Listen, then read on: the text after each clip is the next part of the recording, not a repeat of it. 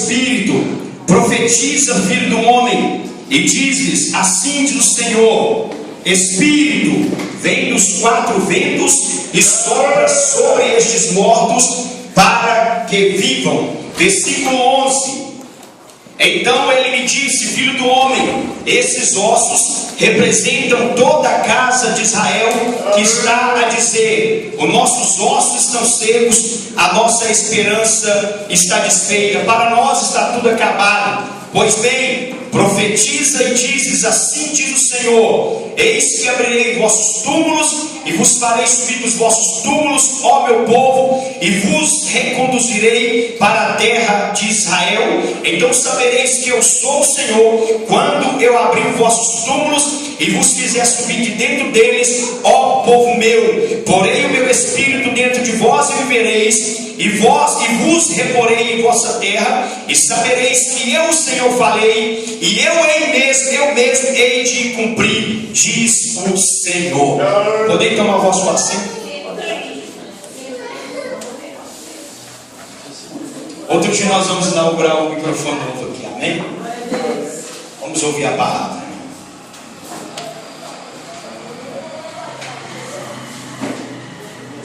Amados irmãos, Deus tem colocado ao meu coração, mais do que nunca nesses últimos dias, sobre um tema muito enfático, de extrema necessidade, que venhamos viver esse assunto, este tema, este título da palavra de Deus.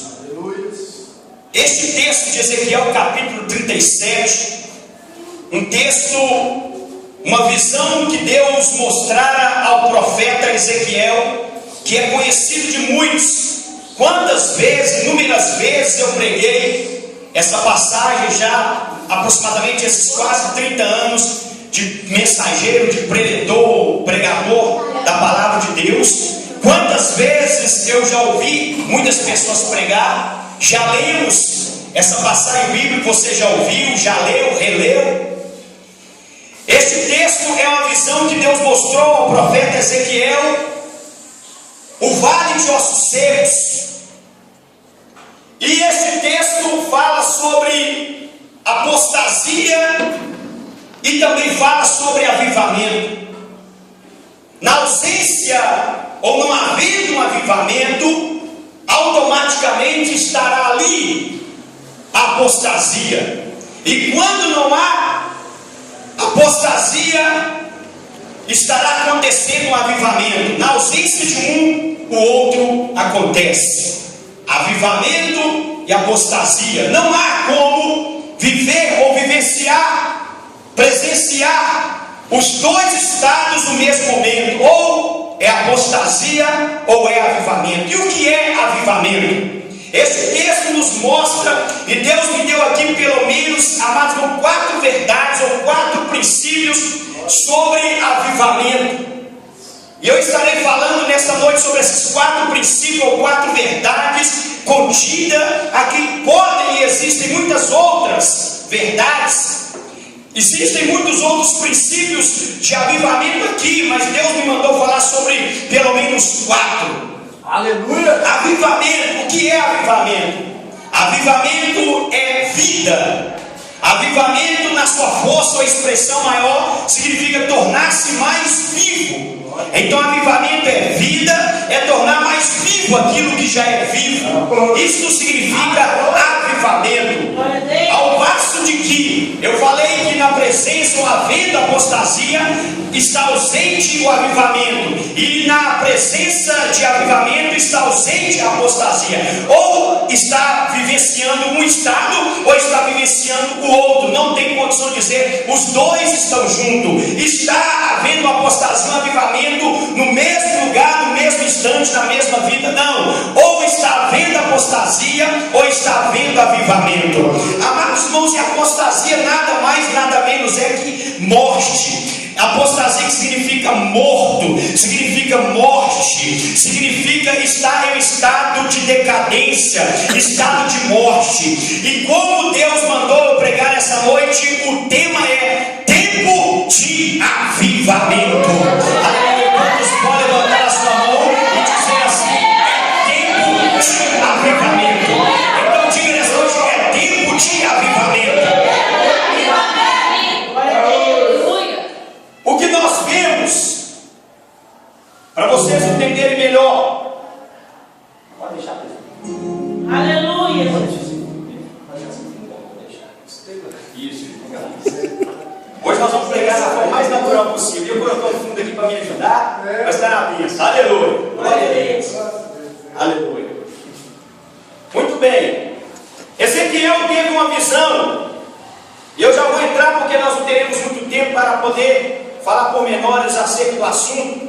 Eu falei 4 princípios ou 4 verdades contidas, existem outras, mas Deus me deu 4 verdades contidas sobre avivamento neste contexto. Na verdade, o que Deus mostra para Ezequiel, no capítulo 37, versículo 1 adiante, no versículo 11, Deus mostra para Ezequiel, Deus abre o entendimento de Ezequiel, explica para Ezequiel qual era o sentido daquela visão, o que representava aquele vale cheio de ossos secos.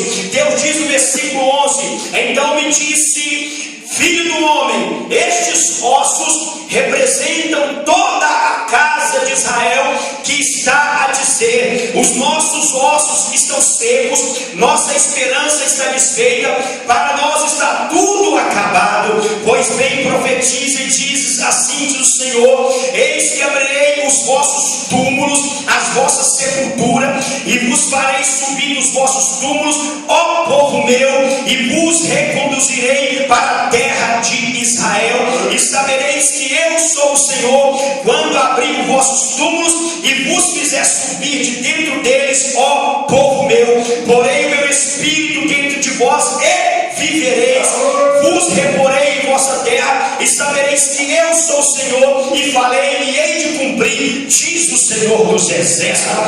Deus mostra para Ezequiel, dizendo: essa visão, esses ossos secos que eu te mostrei, representa toda a casa de Israel, representa o meu povo. O meu povo já está morto, não é de agora, o meu povo já está morto de muito tempo.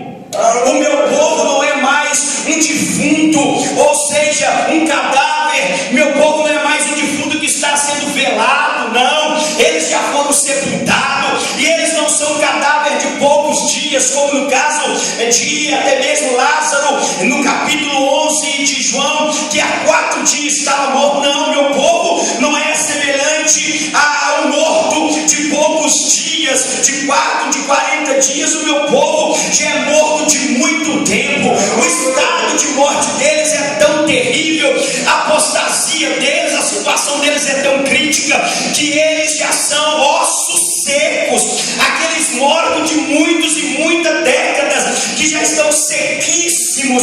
Mas Ezequiel vai e profetiza para o meu povo, que está dizendo: para nós não tem mais esperança, para o nosso estado não tem mais solução, estamos acabados, estamos cortados da presença de Deus, não tem mais jeito para a nossa situação, não há mais solução.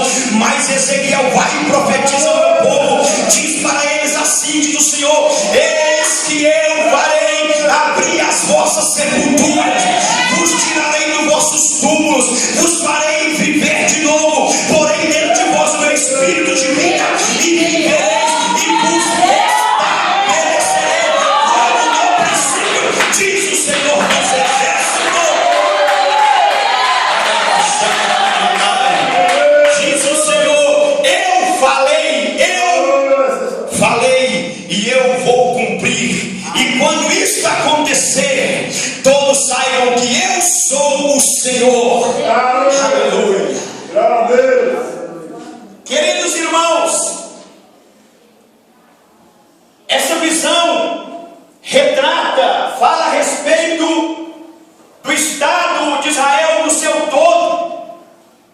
O estado, primeiramente ou primariamente, a priori, ou seja, o valor primário ou primeiro plano mais importante é o estado espiritual. Aqui é um quadro do estado total da situação de Israel, do povo de Deus, filho de Abraão, que Deus escolheu naquela época.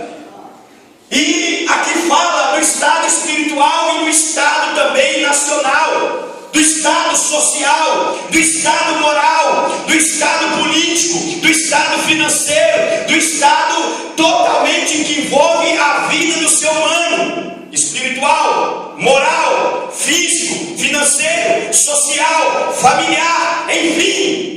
O povo estava em decadência, o povo estava em crise, o povo estava destruído, porque morte fala de decadência, decomposição, fala de estado terrível, inaceitável.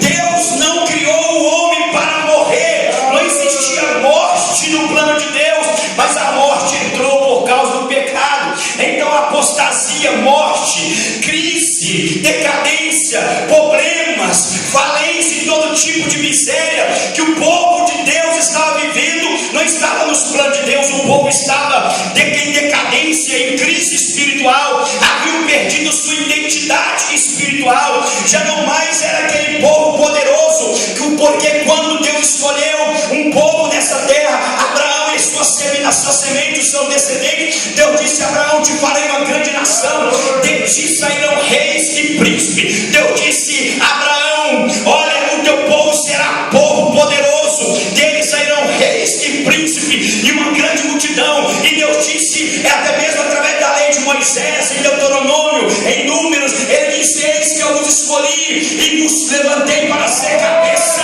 e não cauda, está por cima e não por baixo, diz o Senhor dos Exércitos. Deus havia na sua origem criado, gerado, escolhido aquele povo para ser o povo mais poderoso, mais glorioso, mais bem sucedido, o povo mais maravilhoso da face da terra. Mas agora o povo estava no cativeiro, o povo agora já não estava mais na sua terra de Canaã, o povo agora, as famílias, não estavam mais em suas casas, em sua terra pátria, isto é, na sua terra de Canaã, a terra que Deus prometeu com o juramento a Abraão, Isaac e Jacó que ele daria. Agora o povo estava cativo, estava cativeiro na Babilônia, estavam sendo escravizados, estavam sob o domínio do Império Romano, dos assírios. Meus queridos e amados, e por muitas vezes o povo, por longas décadas, o povo se tornou cativo, decadente, um povo até mesmo em crise espiritual, em crise social, em crise moral. O povo estava em decadência.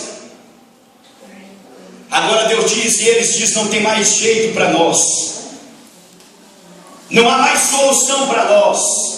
É o que muitos hoje, presbítero Luciano, estão dizendo. É o que muitos hoje, amados, estão dizendo: não há mais solução, não tem mais jeito. Quando a gente olha para uma pessoa, como na verdade eu era drogado, eu era alcoólatra, eu era menino de rua, eu era perdido. As pessoas, parentes meus ou meus amigos que me conheciam, até mesmo disseram para mim: olha, nós achamos que para você não tinha mais jeito. E realmente a minha situação era de morte, a minha situação era triste. Então alguém dizia: não tem jeito mais para este moço.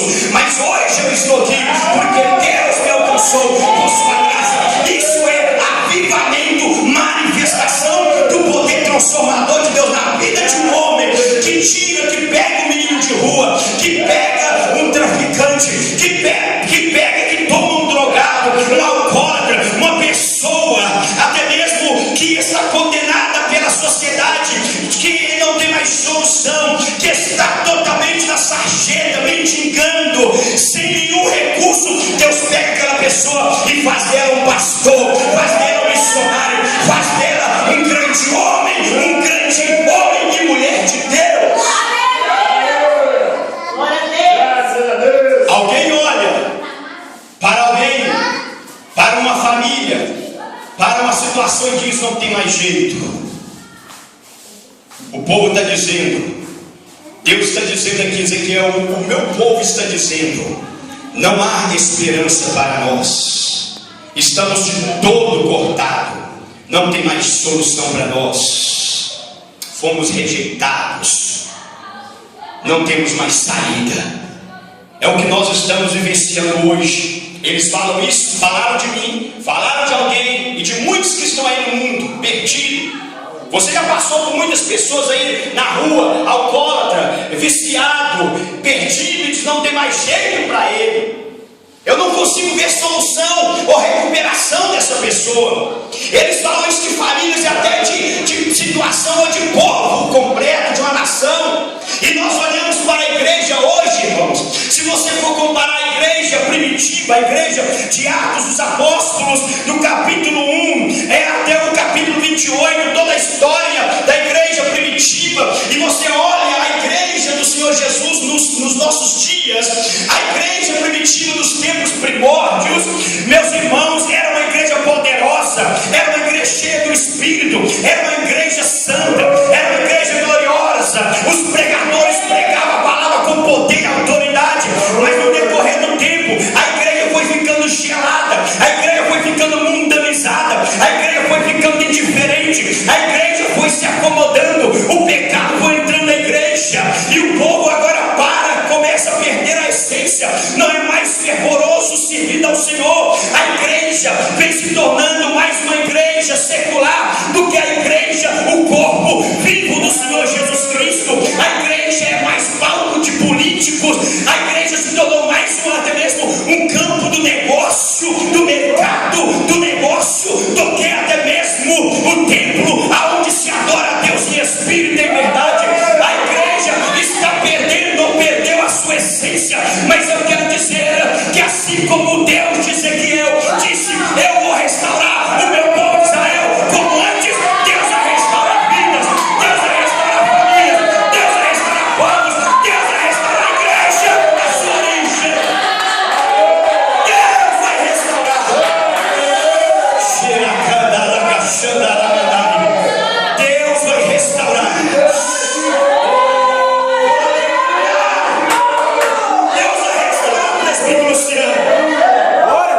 Deus vai reavivar a igreja.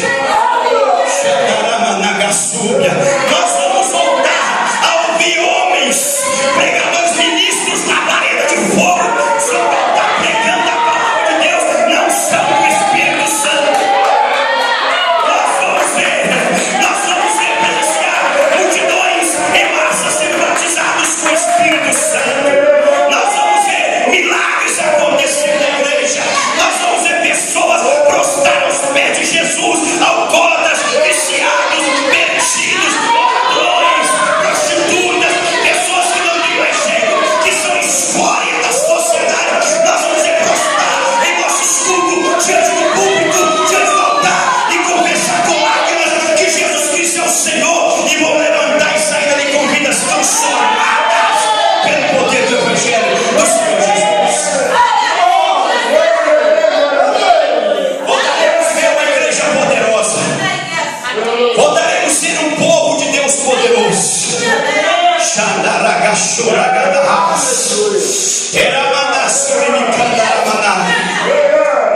Então disse o Senhor, Filho do homem, esses ossos representam toda a casa de Israel, meu povo, que está a dizer: os nossos ossos estão secos, a nossa esperança se desvaneceu, desfez, para nós está tudo acabado, não tem mais jeito. Pois bem, diz o Senhor, profetiza, prega a minha palavra, e dizes: assim diz o Senhor: eis que eu abrirei as vossas sepulturas e vos farei subir delas, diz o Senhor, e porei meu espírito dentro de vós, e vivereis, e tornareis a ser um povo, um exército poderoso. Quantos creem num avivamento espiritual? Quantos creem? Quantos creem? Quantos creem? Você está sentindo a graça, a esperança reacender, reavivar em teu coração? Reacende a chama da esperança nesta noite na sua alma. Reacende a chama da esperança em sua vida. A sua família vai ser abençoada, alcançada por Deus.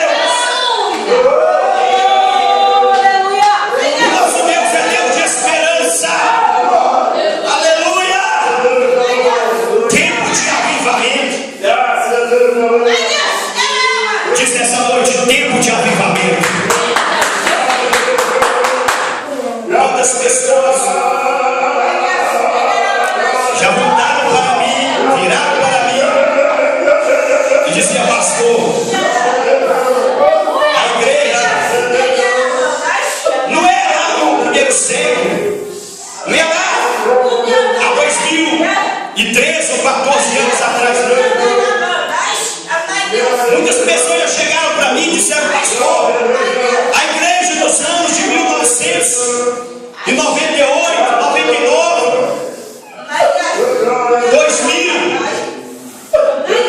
A igreja que somos nós, pastor, não é mais aquela mesma igreja.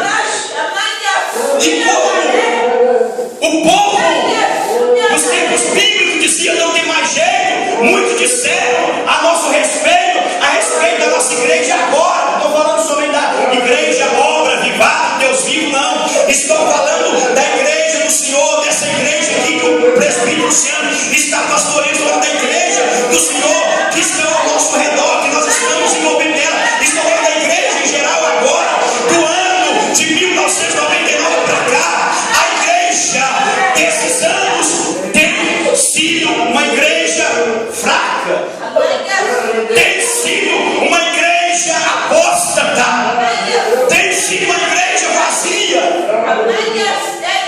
tem sido uma igreja fraca, anímica. E muitos diziam: a igreja, obra vivada, Deus vivo, pastor, não é mais aquela igreja. A princípio você não quer engolir. Você não quer engolir. Presbítero Luciano, o orgulho humano é difícil de engolir. Mas também, a maioria das pessoas que falam são críticos. A maioria que traz, lança na sua cara como você era, antes que você tinha, que Deus te abençoou. Eles muitas vezes lançam aqui na sua cara e vê seu estado de humilhação, de problema, de crise. Eles lançam na sua cara para te humilhar mais ainda. Não é para trazer uma injeção de ânimo, não é para te encorajar, não é para te reanimar e rever, ou com a esperança de reaver você de novo abençoado ou avivado. Não, a maioria é para criticar e te pôr mais para baixo. Agora, entre a maioria, existe alguns que falam com boas intenções. Dói, machuca, mexe com o nosso ego. Não é gostoso ouvir, não, mas eles falam com boas intenções porque estão orando a seu favor, estão acreditando, ainda tem esperança que Deus vai restaurar a sua vida e a igreja. E por esse motivo eles falam: a igreja, eu vim aqui nessa noite trazer essa palavra aqui com a permissão, primeiramente, sob a autoridade de Deus e com o apoio do Padre Presbítero Luciano. Aleluia, eu vim aqui falar essa noite: a igreja não está na essência da qual Cristo a chamou, a criou, a levantou. Ela precisa voltar. E eu venho trazer essa mensagem com o coração gemendo e buscando em oração, em jejum, com lágrimas no meu quarto, dizendo: Senhor, essa igreja tem que reviver. Ouvi, Senhor, a tua palavra para mim. Aviva, ó Senhor, a tua obra. Torna a voz viva, torna mais viva. Aviva, Senhor, a tua obra.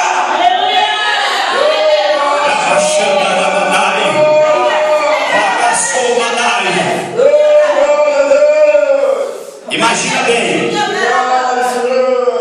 Pensa comigo. As pessoas julgavam a igreja,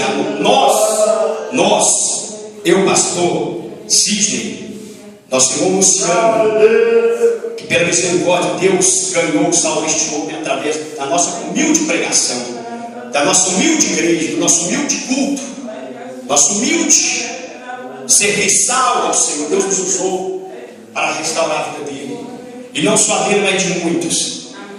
Aí as pessoas olham para nós como igreja, estou dizendo nós, porque aqui não tem divisão nem separação entre nomes e locais para congregar. Eles olham para nós e dizem: a igreja de...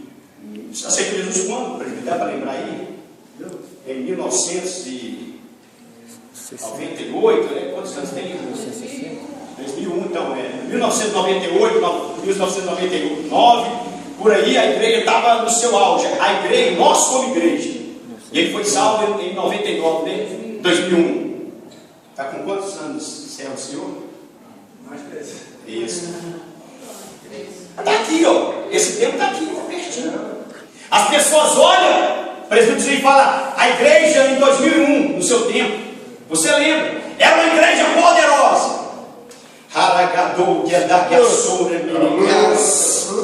Mas eu quero dizer para vocês uma coisa: a igreja que vocês vão vivenciar nesses dias nesses últimos dias, a partir de contar de hoje, será incomparável. A igreja de 2001, a igreja que fomos, não pode comparar com a igreja, ou a igreja que seremos a partir de agora, vai ser muito mais cheia, animada, poderosa, assim diz o Senhor. E já começou esse avivamento, já começou.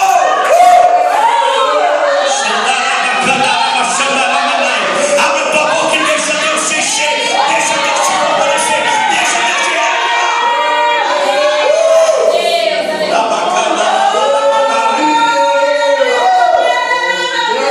A Bíblia diz que a glória da segunda casa será maior do que a da primeira, diz o Senhor dos Exércitos.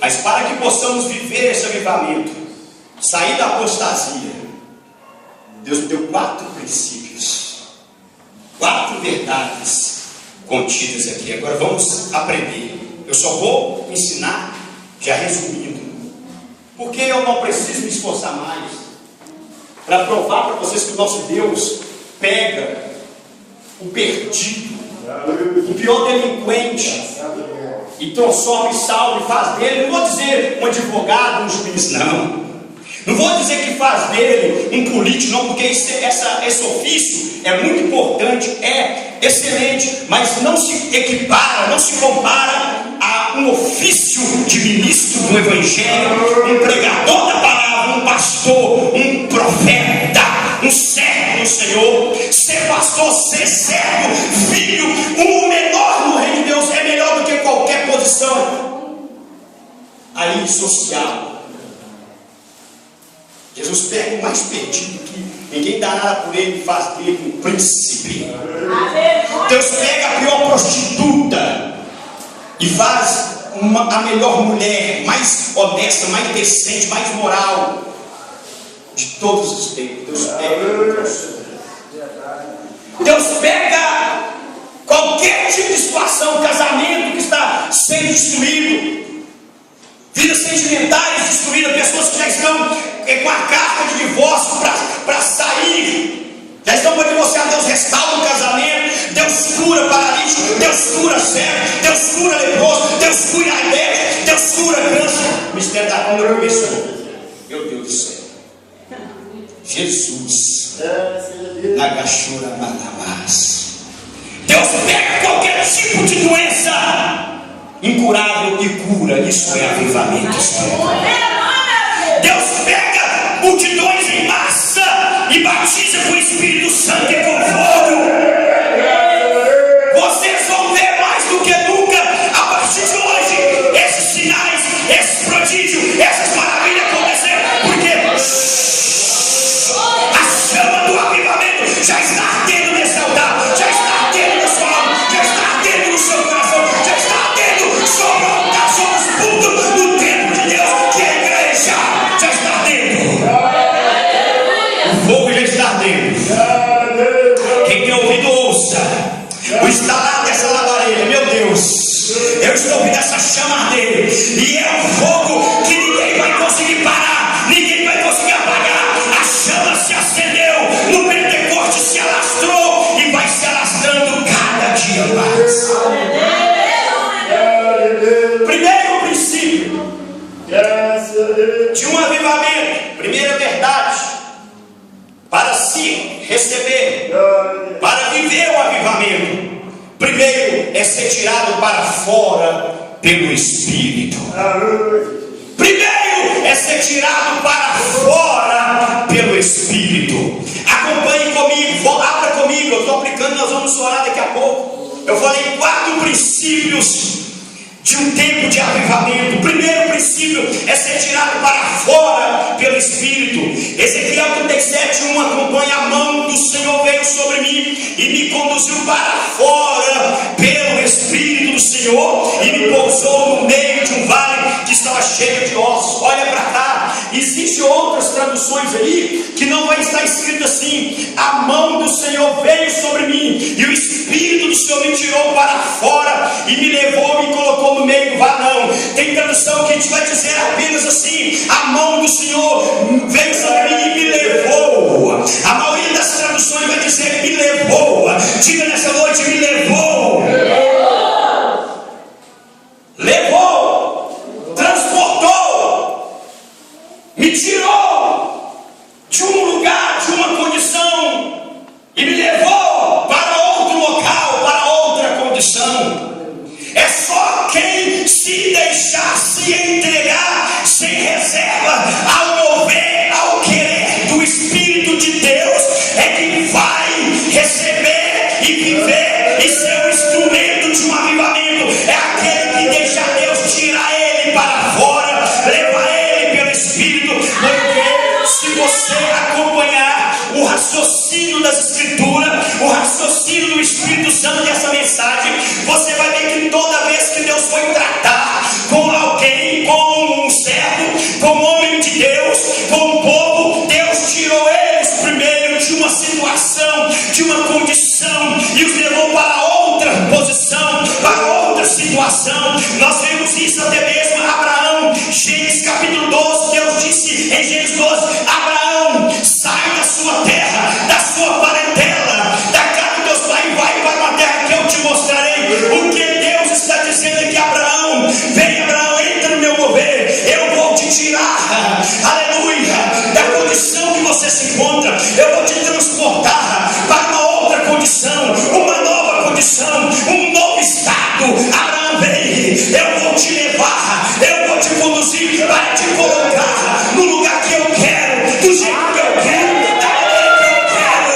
Ei, queridos amados irmãos, para você entender o que Deus está dizendo, Romanos 12, versículo de número 2: não vos conformeis com este mundo. A igreja que vai mover no Espírito, que vai receber um avivamento, é somente a igreja que se deixar levar. Deus tira ela do meio do mundo, não sair, não tirar o corpo do mundo, mas tirar do conformismo, conformidade com o pecado, do conformismo religioso. Os crentes, até mesmo os crentes de pentecostal, estão conformando como eu estava conformando com a situação. Mas a Bíblia diz, Romanos 12, 2, para nós é aprender, renovar a mente, para saber qual é a boa, perfeita e agradável vontade de Deus para a nossa vida. Não conformeis, não conformeis com este mundo. Cadê os inconformados de Deus aqui? Cadê os inconformados de Deus aqui?